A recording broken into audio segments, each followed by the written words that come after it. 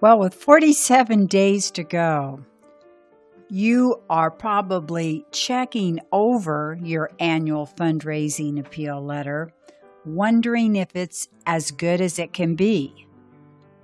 Hopefully, you're not at the very beginning of writing one, but wherever you are in the process, got some good stuff for you today. And I'm Joy Olson, Blockbuster Fundraising, with your daily tips, the countdown to your fundraising success in 2016. It's so much fun being a fundraiser now with all the great stuff you can find online and some of the wonderful thought leaders that put this great stuff together. Bloomerang J. Love is the fairly recently launched Bloomerang. He and Tom Ahern, two real fundraising thought leaders, put together an infographic that I'm going to go over today on annual fundraising letters. Has a great checklist, so let's get started. Let's take a look at questions your letter should answer. On the left-hand side would be an acquisition letter. So there's asking, who are you? What do you want? Well, why should I trust you? Why do you matter? And how do you relate to me? And what's the rush? Okay, the right-hand side, these are your donors. These are the questions they want answered. What did you do with my prior gift? Are you grateful? What do you want now? Do you have proof? Again, who are you? And what's the rush? Okay, now you've answered their question. And it is time to personalize. You need to use the person's name. Pronouns you and I are extremely important. If you can use an audience attribute like as a parent you know, or as an animal lover you realize. And geography, if you want to use that, as a resident of our valley or as a resident of Georgia.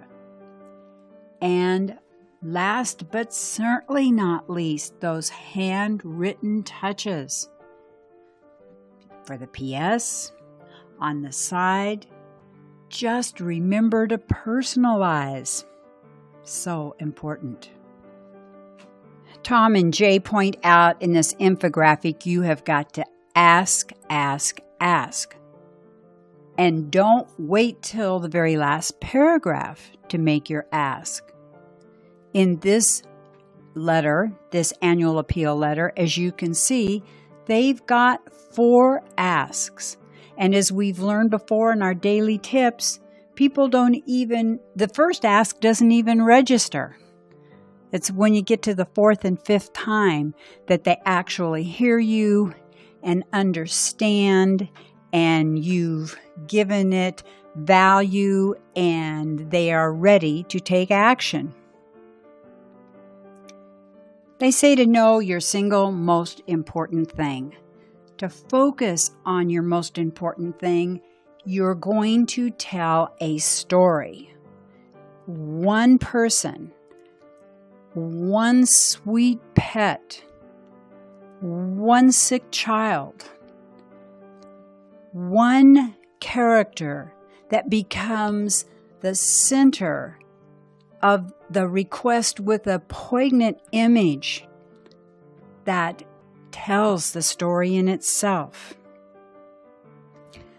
Alrighty, I will give you a link to this infographic and this letter checklist, but let's go over it right now because it's important. And you may have your annual appeal letter there on your desk and want to run over this checklist to make sure that you've got it all included.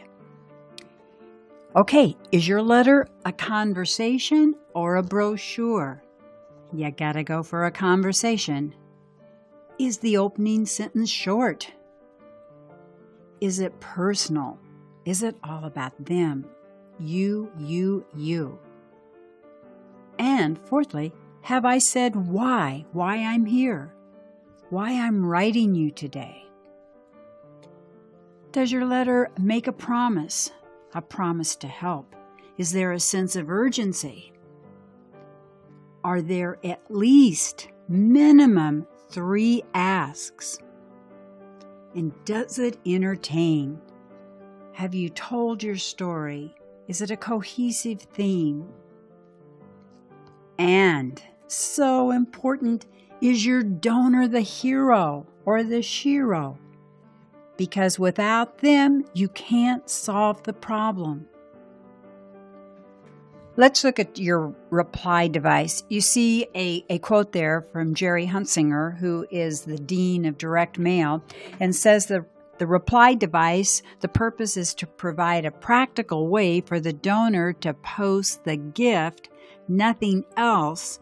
But I know as a past executive director and development director, we try to get a lot of mileage out of our reply device.